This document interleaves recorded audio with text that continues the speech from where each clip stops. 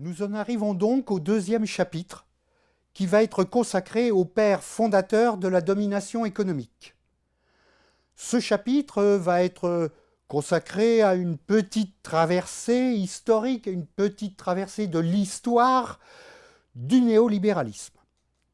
Il peut être intéressant, voire même très intéressant, de revenir à la doctrine nationale libérale, ce que j'ai appelé et ce que j'appellerais dogmatique économique. Même si, je l'ai dit, et il faut insister sur ce point, cette dogmatique a un pouvoir explicatif ou positif ou scientifique nul. Mais justement, en tant que dogmatique, son objet n'est pas l'explication positive, même si par ailleurs elle peut se vendre sous le nom de sciences économiques, être enseignée dans les départements d'université sous le nom de sciences économiques, mais son objet n'est pas l'explication positive, mais quelque chose que j'appellerais, pour changer un peu le mot, saturation performative. Saturation performative. Comme nous baignons dans cette saturation, comme nous baignons dans l'acide de ce dogme, il est presque nécessaire de présenter une rapide histoire doctrinale de ce discours de soutien du néolibéralisme ou de gouvernement despotique économique. Si nous avions le temps, ou si nous prenions le temps, nous devrions repartir des physiocrates.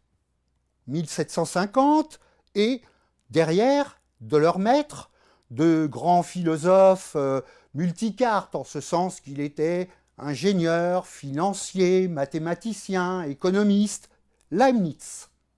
Alors, n'ayant pas le temps, ni sans doute le courage de vous reprendre tout Leibniz, je résumerai Leibniz à ce qu'en disait Voltaire dans le Candide, donc je vous recommande de relire Candide pour avoir une idée de ce qu'était Leibniz, et Leibniz est résumé par Voltaire sous « tout est pour le mieux dans le meilleur des mondes ». Voilà, ça c'est une devise de l'économie. Vous savez que Leibniz est l'inventeur du calcul différentiel, également l'inventeur de l'optimisation, de tous ces calculs de maximum, etc., qui sont utilisés basiquement en économie. Mais j'en resterai au père fondateur direct de l'économie technocratique. Et pour ce faire, je vais sauter une étape, décisivement. Je vais sauter l'étape du libéralisme anglais. L'étape Smith, Ricardo et Marx. Alors bien entendu, j'ai choisi volontairement de sauter cette étape parce qu'elle nous induit en erreur, elle nous induit dans une mauvaise compréhension de l'économie comme système despotique. Alors, qui sont par ailleurs, et disons pour sauter les étapes, les véritables successeurs et héritiers des physiocrates, les géniteurs quasi directs de la dogmatique néoclassique, un siècle après, vers 1750.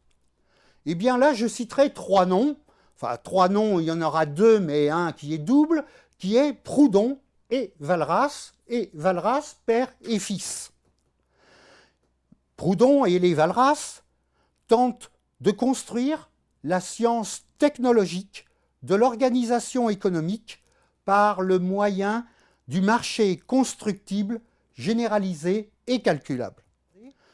Ce qui conduit rapidement, entre 1880 et 1920, à la doctrine hégémonique de la planification nationale par le marché, en particulier l'intermédiaire de l'école italienne et de Pareto. Et à ce niveau, il pourrait être intéressant de signaler, mais sans plus, les liaisons louches qui ont existé, premièrement, entre Proudhon et Napoléon III et le Second Empire, et ensuite, d'un autre côté, entre Pareto et le fascisme. Vous savez, par exemple, que Pareto a fini sénateur fasciste, etc., sénateur à vie fasciste. Puis je finirai, si vous voulez, par une très courte traverse historique qui nous amènera à Toulouse, donc à l'époque actuelle, où Jean-Jacques Lafon, donc de la fameuse école de Toulouse, met sur pied cette institution de la Toulouse School of Economics pour promouvoir la technocratie néolibérale, qui est vieille à cette époque-là de plus de 100 ans déjà, mais promouvoir la technocratie néolibérale pour justifier l'autoritarisme du marché. Nous pouvons donc passer au 5e épisode. 5e épisode consacré aux relations entre Proudhon et Walras. Proudhon considéré comme anarchiste, Walras considéré comme le père de la technocratie économique, voir les liens qui unissent les deux, et voir que Proudhon et Walras sont d'abord, tous deux, héritiers des physiocrates et fondateurs du néolibéralisme, ou ce que les économistes ont l'habitude d'appeler théorie néoclassique. Alors, je ne vais pas faire cela d'une manière abstraite, dogmatique, quoi qu'on parle de dogmatique, je vais essayer de le présenter par l'intermédiaire d'exemples assez simples pour le comprendre. Supposons des communautés productives anarchiques ou anarchistes, de petites entreprises artisanales en autogestion ou en forme de coopérative, etc. Le point essentiel à retenir, et le point essentiel est qu'il s'agit d'entités économiques. Le point de départ tant de Proudhon que de Walras, mais pour Walras c'est plus compréhensible, ce sont des entités économiques, de petites entités économiques, des entreprises, disons, dites autonomes. La question est alors la suivante. Comment constituer une fédération, la fameuse fédération anarchiste?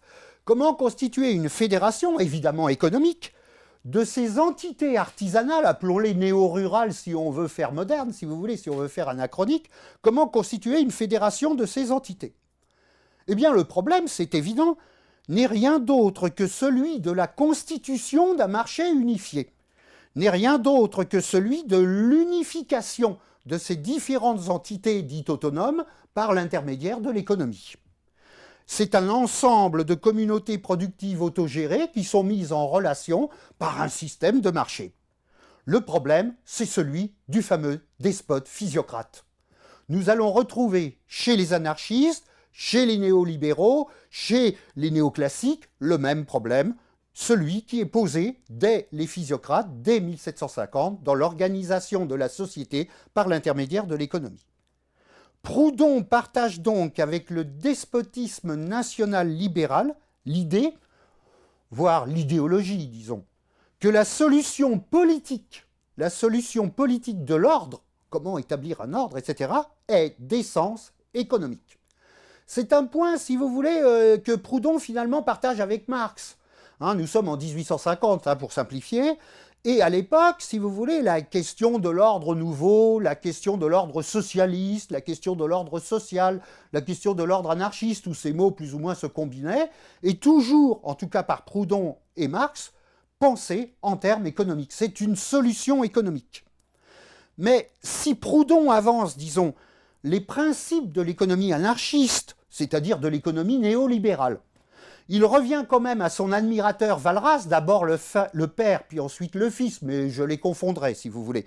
Il revient à son admirateur Walras de formaliser ses principes. Qu'est-ce qu'on peut dire de Walras finalement? Bon, il s'est piqué de mathématiques. C'était pas un mathématicien. Quand on lit les bouquins de Walras et qu'on est mathématicien, on peut s'arracher les cheveux. Par exemple, les quelques cheveux qui me restent, il n'y en aurait plus du tout, si vous voulez. Ça, c'est clair. Mais bon, disons, l'idée, c'était de créer un anarchisme mathématique, où, si je veux décalquer ce que pouvaient dire les marxismes à l'époque quand ils parlaient de socialisme scientifique, qu'est-ce que voulait faire Walras? Et on le trouve dans différents écrits de Walras, il voulait faire un anarchisme scientifique. L'anarchisme scientifique, c'est l'analogue du socialisme scientifique, étant entendu que le socialisme scientifique de Marx a pour base Adam Smith ou Ricardo, et que l'anarchisme scientifique de Walras a pour base Proudhon et les physiocrates. Alors, abordons, si vous voulez, cette idée, cette idéologie, par le biais d'une réflexion sur l'économie sociale et solidaire. Plutôt que de faire des trucs abstraits et théoriques, je vais partir de quelque chose d'un peu plus simple, d'un peu plus concret. Et bien entendu, cette chose, l'économie sociale et solidaire, je la reprendrai un peu plus tard dans le 7e épisode, où j'aurai une partie consacrée à l'économie sociale et solidaire. Alors, sous le nom d'économie sociale, il va être question d'une constellation, d'une nébuleuse, et une nébuleuse importante pour la France, vraiment très importante pour la France, un peu moins pour d'autres pays, mais très importante pour la France, qui est la nébuleuse du christianisme social. Je dirais le point de jonction, le point d'articulation, c'est le christianisme social. Et par exemple, je saute les étapes, et j'ai l'habitude de faire comme ça, si vous voulez, pour illustrer plus facilement les choses qui se disent. Si nous prenons le PS actuel, le Parti socialiste actuel, c'est en fait une sorte de regroupement institué, alors regroupement institué au sens des partis américains, au sens où le Parti démocrate américain est une sorte de nébuleuse, de constellation de différents trucs qui sont regroupés, etc. Bon, c'est ça le PS, c'est la raison pour laquelle beaucoup de gens au PS voudraient qu'il s'appelle Parti démocrate à l'américaine, et pourquoi il est si lié au Parti démocrate américain, enfin, etc. Pourquoi, par exemple, Hollande est l'espèce de caniche d'Obama ou quelque chose de ce goût-là, si vous voulez, il y a un lien, bien entendu, là-dessus. Bon, le PS, c'est le regroupement institué de cette nébuleuse du christianisme social. Cette nébuleuse peut s'appeler et s'appelle couramment troisième voie. La troisième voie, le tiers secteur, la tierce économie, le tiers monde, enfin que sais-je encore, vous voyez, tout ce qui est tiers voie. Troisième voie, par exemple, on a l'équivalent en Angleterre avec Anthony Blair. Anthony Blair, visiblement, c'était le blairisme chrétien, c'était visiblement le socialisme, bon, rosâtre chrétien, en tout cas, voilà. Blair, c'était carrément ça. Et en particulier, cette troisième voie, elle est articulée autour de quelque chose de très important, qui est l'idée de solidarité. La solidarité. Et il y a même eu en France, là je reviens au début du XXe siècle ou à la fin du XIXe siècle, mettons avant la guerre de 14, au moment de la République dite sociale, je ne sais pas si le mot est bien adapté, le fameux solidarisme. Il y a eu un groupement, il y a eu une association quasi-parti, le Parti solidariste, avec son chef qui était Célestin Bouglé, qui était un personnage très connu à cette époque, qui sans doute est complètement oublié de tout le monde, plus personne ne sait qui c'est. Le solidarisme, la solidarité, est lui-même liée à quelque chose qui a été constitué par la Troisième République, l'associationnisme. Les associations, le grand œuvre de la Troisième République, la loi sur les associations. Bon, à peu près contemporaine, vous savez, de la loi sur la laïcité, à peu près à cette époque, bien entendu, etc. La loi sur les associations, c'est la loi phare de la République sociale. Mais cette République sociale, qui se prétendait une république fondée sur l'économie sociale, l'économie coopérative, etc. Vous voyez, si je vous donne cet exemple, c'est pour montrer que nous sommes encore dans ce monde, hein, nous sommes encore dans cette espèce d'idéologie. Alors, arrivons maintenant au lien étroit qui existe entre solidarité, solidarisme, associationnisme, association et l'anarchisme économique proudhonien. Ce qui est important pour toute cette nébuleuse, pour tous les éléments de cette constellation, dont Proudhon, j'insiste bien entendu, c'est l'idée que les conflits vont pouvoir être réglés, c'est l'idée que les conflits vont pouvoir être régulés, et ils vont pouvoir être régulés d'une manière économique.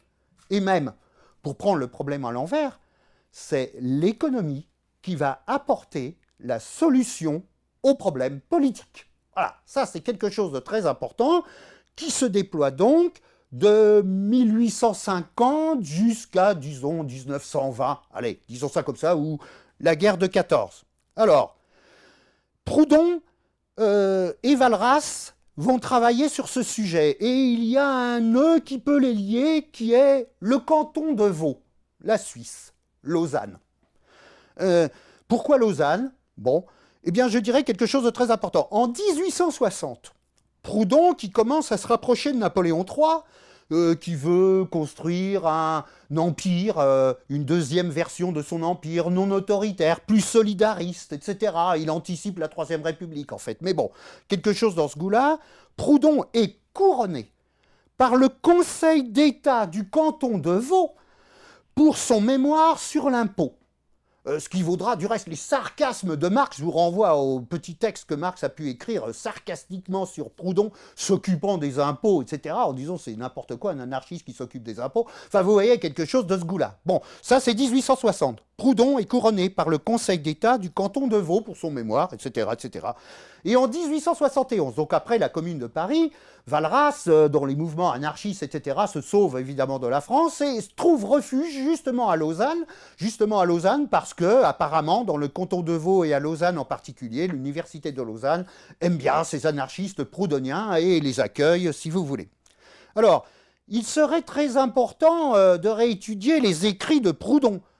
C'est un peu comme les écrits de Marx. Vous connaissez tous, enfin en tout cas l'épaisseur des écrits de Proudhon. Quasiment impossible à lire comme ceux de Marx, enfin en tout cas en totalité. On en prendrait des extraits, on ferait du grappillage, mais certainement pas possible. Proudhon a sans doute écrit autant que Marx, si vous voulez. Autant de brouillons, autant d'écrits désastreux, etc., sans doute que Marx. Bon.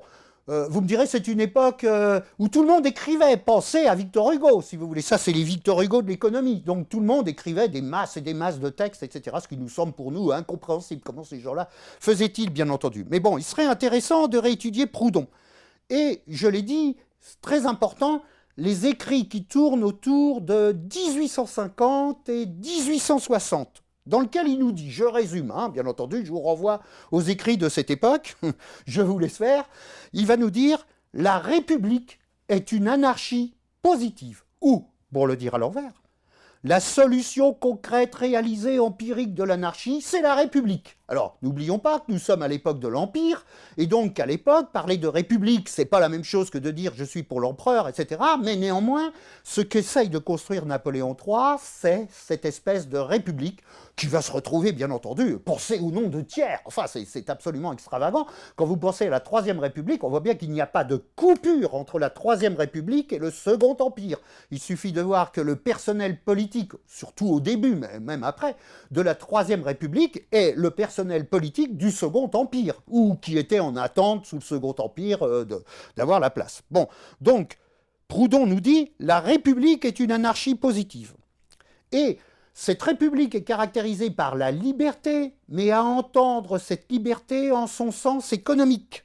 La liberté, c'est la liberté économique. La liberté, c'est la liberté de l'organisation économique.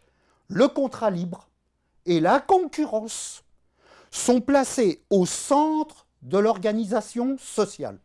Alors, si j'insiste sur ce point, c'est que j'ai déjà parlé dans les épisodes précédents de cette notion de concurrence. De cette chose extrêmement importante qu'est la concurrence. Eh bien, on a chez Proudhon l'idée, la concurrence va être la méthode politique, je le mets entre guillemets, la méthode politique de résolution des conflits. La liberté, c'est l'organisation économique qui va fonctionner naturellement, automatiquement, sous le régime de la concurrence. Et je crois que j'en ai déjà assez dit, encore une fois, dans les épisodes précédents, pour ne pas en avoir à dire plus, si vous voulez.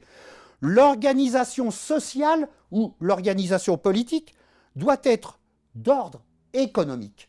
C'est ce qui va s'appeler rapidement l'auto-organisation et l'autogestion. Et moi, quand je parle ou quand je dis autogestion, ce n'est pas le mot auto qui m'intéresse, c'est le mot gestion. Auto en tout petit, gestion en tout gros. Et là, je vous recommande de relire la polémique extrêmement violente qu'a pu avoir Proudhon avec l'inventeur du mot socialisme. Vous savez que l'inventeur du mot socialiste s'appelle Pierre Leroux. Et donc Leroux est le premier socialiste, il a inventé le mot, donc disons le premier socialiste si vous voulez, et il a eu une polémique sur ce sujet en disant que Proudhon s'était complètement planté, qu'effectivement il allait promouvoir un déploiement économique, etc., que c'était un crypto-capitaliste ou un anarcho-capitaliste, encore une fois, pour complètement détourner le mot qui n'existait bien entendu pas à l'époque. Dans l'économie sociale proudhonienne, ou dans l'économie anarchiste proudhonienne, il est question, et uniquement question, d'économie. Alors, je voudrais juste faire une remarque parce qu'on va dire, ouais, c'est un salaud, il tape sur Proudhon, etc. Il ne faut pas exagérer quand même. Effectivement, je veux dire, à cette époque, quand on lit Marx, quand on lit Proudhon, en parallèle, ils se critiquent, etc. Mais on voit qu'ils partageaient la même idée. La même idée, bien entendu, que la solution du problème politique, la solution des conflits politiques, c'était une solution économique. C'était pas exactement de la même manière, puisque Proudhon voyait plus les choses en termes de concurrence, petites entreprises en concurrence, marché libre, etc. Vous voyez, bon, marché libre entre des petits entrepreneurs ou entre des petits artisans ou entre des petites entreprises néo-rurales, enfin vous mettez le mot que vous voulez, tandis que Marx voyait les choses plutôt en termes d'une espèce de productivisme développementiste, etc., etc. Mais nous avons toujours dans les deux cas, proudhonien et marxiste, l'idée d'économie alternative et non pas d'alternative à l'économie. Alors, si on suit Proudhon et si on suit la ligne de Proudhon, on arrive à un réformisme, en fait. Hein, c'est ça, la descendance de Proudhon. Ça va être le réformisme, disons le PS, si vous voulez. On va arriver à un réformisme où il n'est question que de, alors j'emploie un mot qui a été beaucoup utilisé, tempérer le capitalisme. Il n'est pas question de supprimer le capitalisme, il n'est pas question de quitter l'économie. Non, non, non, non, il est question de tempérer le capitalisme. Qu'est-ce que ça veut dire, tempérer le capitalisme? Alors, je vais donner 3 exemples, encore une fois, on pourrait déployer beaucoup de choses. Premièrement, aussi bien chez les proudhoniens que chez les marxistes, la question fondamentale est que le travail est mis au centre du système. Il est question de maintenir le travail, non simplement de le maintenir, mais peut-être de le mettre au centre du truc. Le travail, c'est une valeur sociale. On aura la morale du travail, l'éthique du travail, le rôle moral du travail, le rôle moral du travailleur, enfin, etc., etc. Ouais, bon, voilà, ça c'est très important. Et vous savez que ceci, petit à petit, va nous faire glisser vers quelque chose qu'on appelle le workfare. C'est-à-dire la transformation, bien entendu, de la vie des individus comme des personnes qui seront entièrement soumises à l'éthique du travail. Deuxième niveau, le tiers secteur. Qu'est-ce que c'est que le tiers secteur? Est-ce qu'il s'agit d'entreprises, même si elles sont coopératives, mais quel type d'entreprise? Alors, quand on réfléchit au tiers secteur et qu'on regarde un peu ce qu'il est maintenant, on s'aperçoit que ce sont des entreprises qui sont dans les marges. Les entreprises, comme des autres si on veut, mais un petit peu dans les différentes marges. Et en particulier, parce qu'à l'heure actuelle, on parle beaucoup du care, on parle beaucoup de ces choses comme ça, si vous voulez. Le tiers secteur, c'est ça, c'est le care. Hein, en quelque sorte, l'amitié féminine, la douceur féminine, les femmes qui s'occupent, etc., des handicapés, des malades, enfin tout ce que l'on peut imaginer. Et bien entendu, on a quelque chose qui est le tiers secteur, ce serait sans doute un truc médical. Quelque chose comme ça. Le travail médico-social. Et je vais prendre un exemple qui vient de Hollande. Vous savez, la Hollande était considérée comme les pays nordiques, comme une espèce de pays socialiste, enfin au sens de démocrate socialiste, etc. Puis qui petit à petit a évolué vers le libéralisme, dans lequel la Hollande a inventé un truc fabuleux que tout le monde espère imaginer, c'est remplacer les chômeurs par des handicapés. Voilà, il n'y a plus de chômeurs en Hollande. C'est pour ça que quand on regarde les statistiques, en plus vous savez, bon j'ai parlé du mensonge en économie, les mensonges des statistiques de chômage, ça c'est l'horreur. Mais bon, donc ici nous avons en Hollande quelque chose, le taux de chômage est extrêmement faible. Mais bien sûr, parce qu'un chômeur c'est un inadapté, il ne peut pas travailler, donc c'est un handicapé. Et à ce moment-là, on va le sortir du marché du travail et on va le mettre dans ce tiers secteur. On va le mettre dans ce secteur médical, on va le mettre, voilà, il aura des tas de femmes pour s'occuper de lui, etc. Enfin, vous voyez, toutes sortes de choses de ce goût-là. Mais l'idée est toujours la même, c'est toujours l'idée du christianisme social, celle qui vient également de Proudhon. C'est le refus du conflit. On va essayer d'arranger les choses. Alors, les chômeurs, on n'arrive pas à s'en sortir, on n'arrive pas à mettre au travail les chômeurs. On va s'arranger avec eux. Écoutez, on va vous filer un petit bac chiche et puis on vous mettra une médaille, chômeur, etc. Vous aurez droit à une priorité dans les files d'attente, comme les handicapés. Vous aurez des passes de stationnement autorisées. Enfin, vous voyez quelque chose dans ce goût-là. Et ben voilà, etc. Alors, troisième niveau, si vous voulez, le travail, le care, le travail du tiers secteur médicalisé ou quelque chose de ce goût-là. Et le troisième que je ne garderai que ça, qui est la doctrine associationniste. Les associations, il y en a absolument partout. Je crois qu'en France, il y a plusieurs millions d'associations. Je n'ai plus du tout le chiffre en tête, mais vous pouvez vérifier. C'est quelque chose d'absolument colossal, etc. Et cette doctrine associationniste ou cette doctrine solidariste était au centre de la République sociale, mais de la République sociale élitiste, conservatrice et bourgeoise. Alors, maintenant, il y aurait un test intéressant. Un test intéressant pour... mesurer la température politique du proudhonisme, si j'ose utiliser ces termes. Ce test s'appelle Vichy. Vichy, tout le monde connaît, c'est pas la peine de le commenter.